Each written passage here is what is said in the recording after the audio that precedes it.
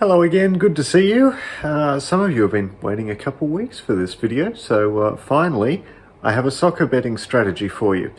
Thank you to those of you who sent some messages. It's good to know that there are some people who are interested in what I'm publishing here, and hopefully it's of some use to you as well. Now, as this is a soccer strategy that I'm talking about today, I thought it's only fair that I should wear something soccer related, and in English soccer, I'm a Wolves fan, so there we go, my Wolves top. Probably put some of you offside with that, but if you'd asked me a couple of years ago, would the Wolves make the quarterfinals of the FA Cup, or would the Wolves be in the top half of the English Premier League ladder, I wouldn't have thought it was ever going to happen, but here we are. Interesting times. Thankfully, for this strategy, you don't have to follow Wolves or bet on Wolves. We're actually looking at the correct score market. Now, the correct score market, like most soccer markets, takes note of the full-time result at the end of regular time plus injury time. No extra time, no penalty shootouts, nothing like that, just regular time plus any injury time. And I know that for some people who aren't familiar with soccer betting, this can be slightly confusing, because in a lot of other sports, extra time does count for most bets.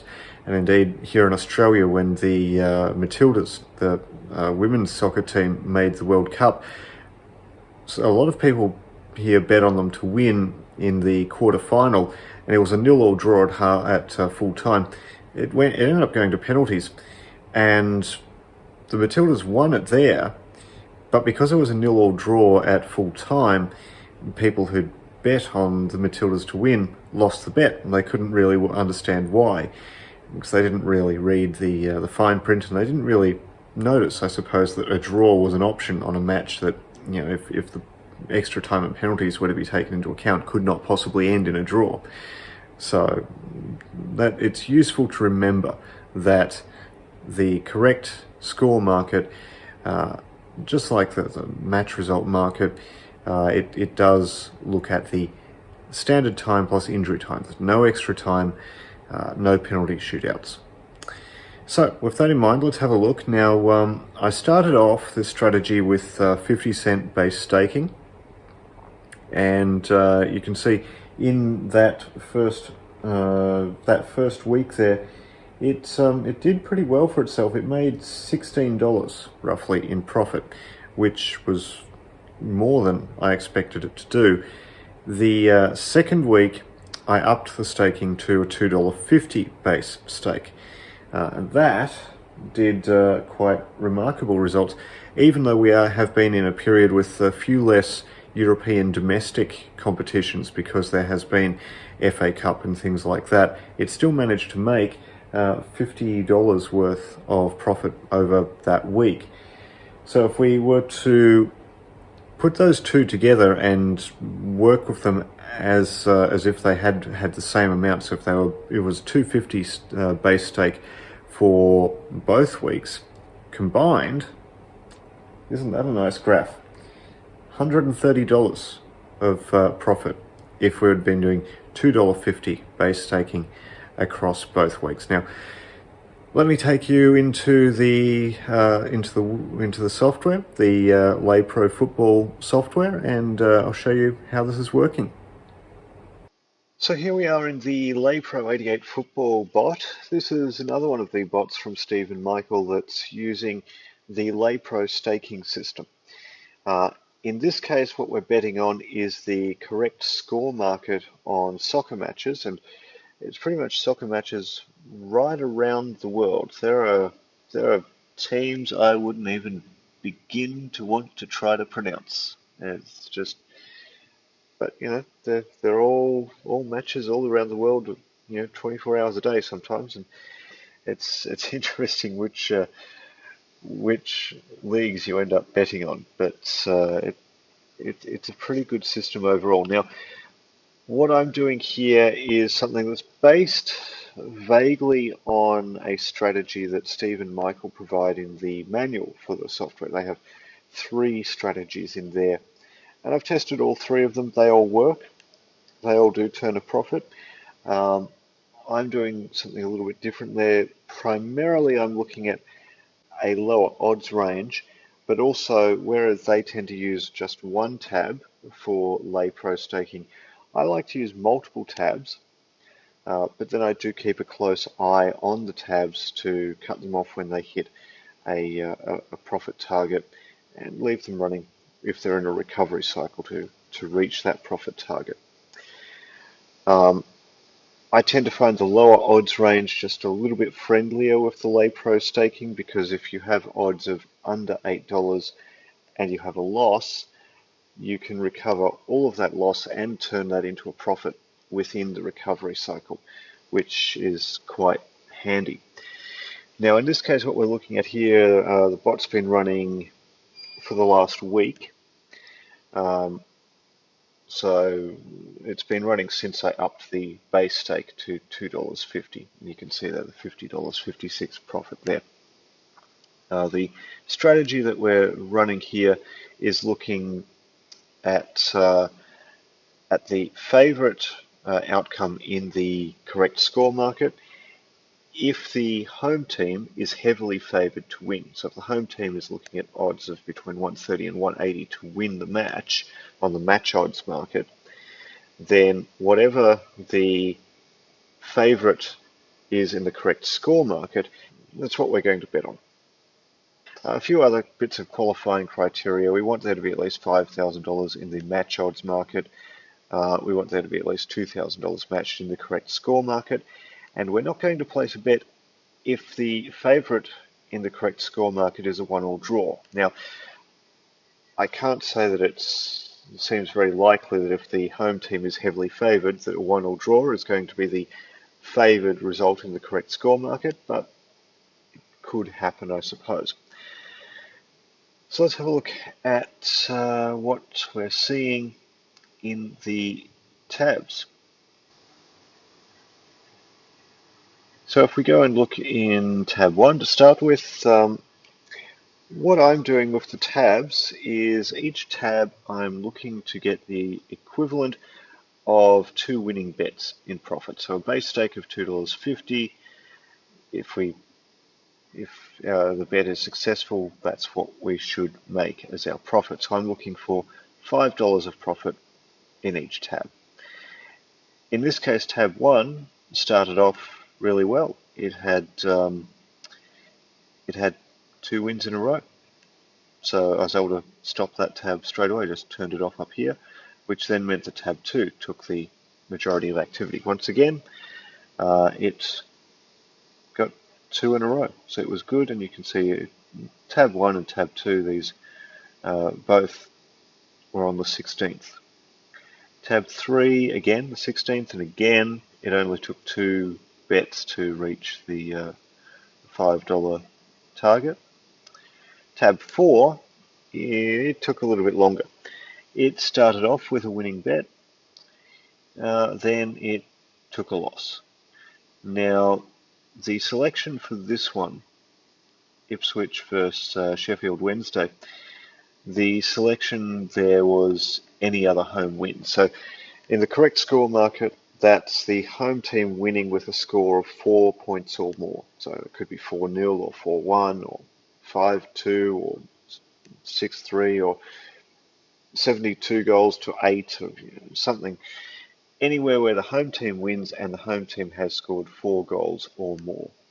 A lot of the time that works out well because a lot of the time when that is the favourite, the home team actually struggles to get anywhere near 4 goals. It seems that with the correct score market, because there are so many options, it's a really good one for laying. And it seems to me just a little bit with the correct score market that people are very good at working out which team is most likely to win and probably even working out to an extent how many goals roughly they'll probably score. The wild card with it tends to be how well the opposition will play.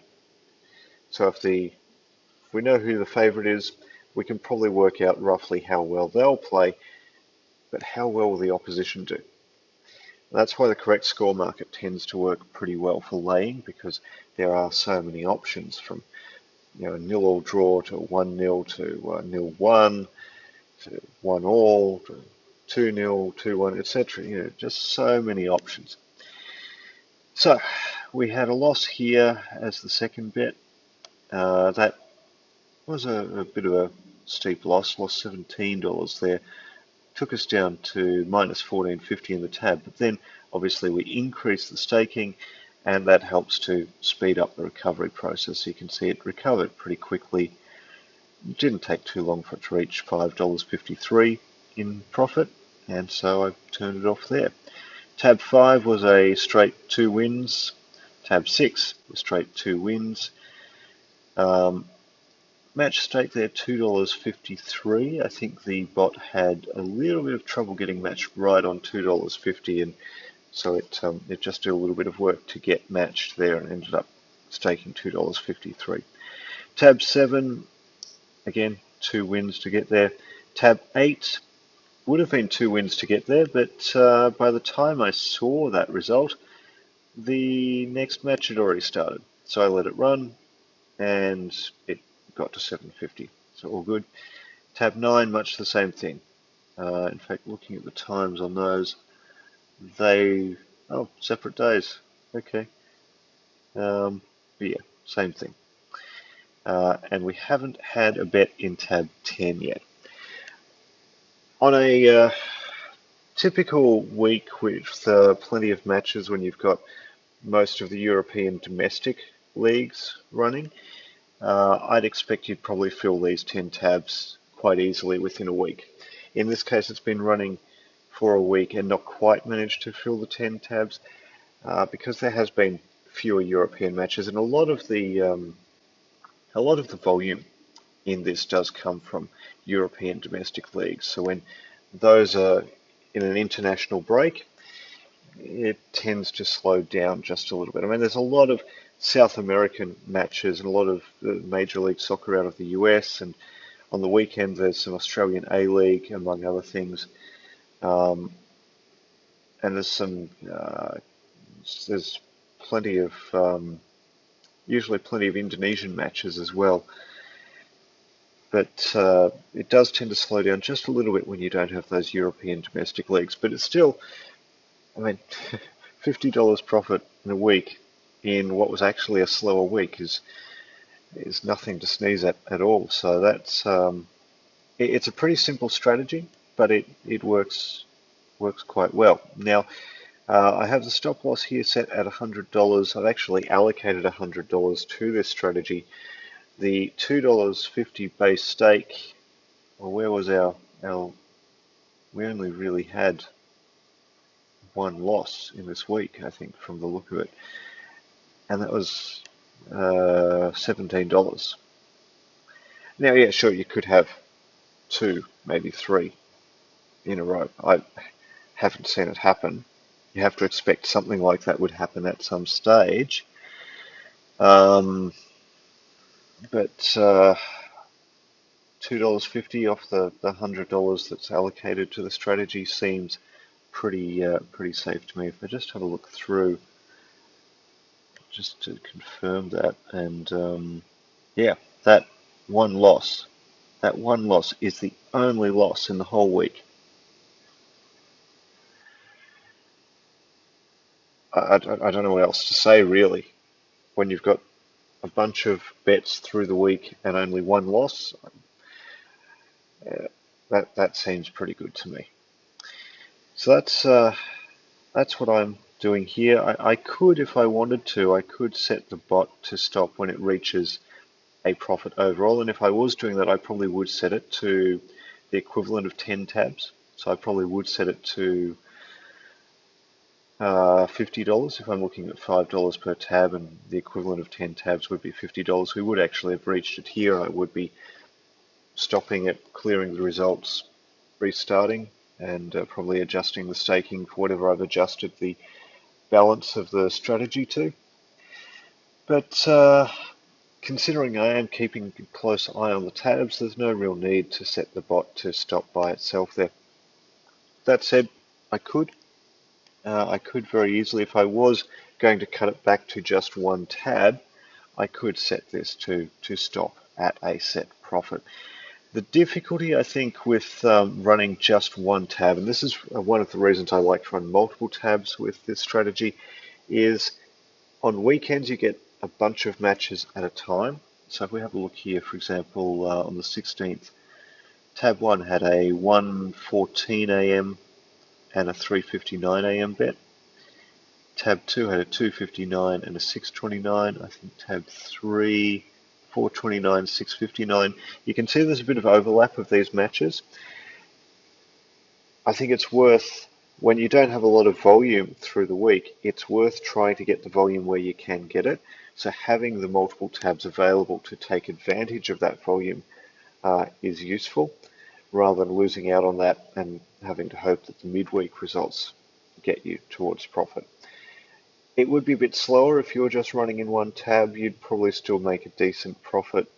It just probably wouldn't be as much. And then if you had a loss, as we did here, it would take a little bit longer to recover. In this case, that loss happened on the 17th and it took until the 18th. If that was through the middle of the week rather than the weekend, that would take a little bit longer. But if you're more comfortable with running one tab and not running the risk of having losses to recover in multiple tabs, that's also a way to do it. I like to do it this way, where I'm running the multiple tabs and taking advantage of that weekend volume. But how you want to do it is entirely up to you. And I always suggest that rather than just copying exactly what someone else is doing, take a look at what someone else is doing and adapt it to what works for you and what you're comfortable with. And that's what I do as well. And as I said, this is based on a strategy that Steve and Michael have in the manual that comes with the software when you buy it. But I've adapted it to the way that works for me and what I'm comfortable with. And I think that when you've got people adjusting their settings to what's comfortable for them, everyone starts to get better results, because if everyone's trying to bet on exactly the same thing at exactly the same time, there's just not going to be the liquidity in any market to handle that, and results are going to be a little bit worse. But if everyone's doing something a little bit different, but along the same lines, then I think that's when everyone starts to benefit. So that's the soccer strategy I've been working on. Hopefully it's of some interest and benefit to you. I'm certainly happy with the results, so hopefully it's been worth the wait. I certainly think it probably has been, but a good thing about it is it doesn't have a lot of volume, so there's not a huge amount of undulation in the balance of the account with this one. And that also means that it's a little bit easier for it to recover losses in a fairly timely manner.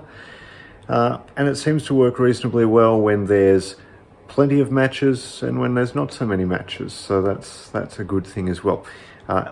You do have to be a little bit patient with it, because obviously you get a lot more activity on weekends than you do during the week. And on weekends, you may only get a few bets a day, and sometimes you go a weekday or two without a bet. But overall, it works, and that's the main thing. I think if it works, it doesn't matter too much whether there's a lot of volume or not, just as long as it works. So anyway, there's a link below to the LayProFootball software. And I'm sure someone's going to ask at some stage, if you're in Canberra in Australia, why are you following Wolves?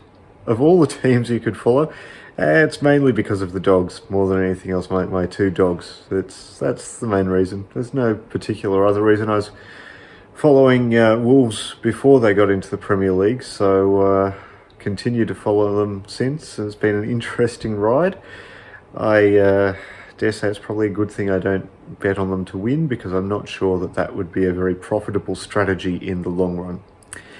Anyway, that is that for now. See you again soon with some more punting advice of some sort, and until then, good luck on the punt.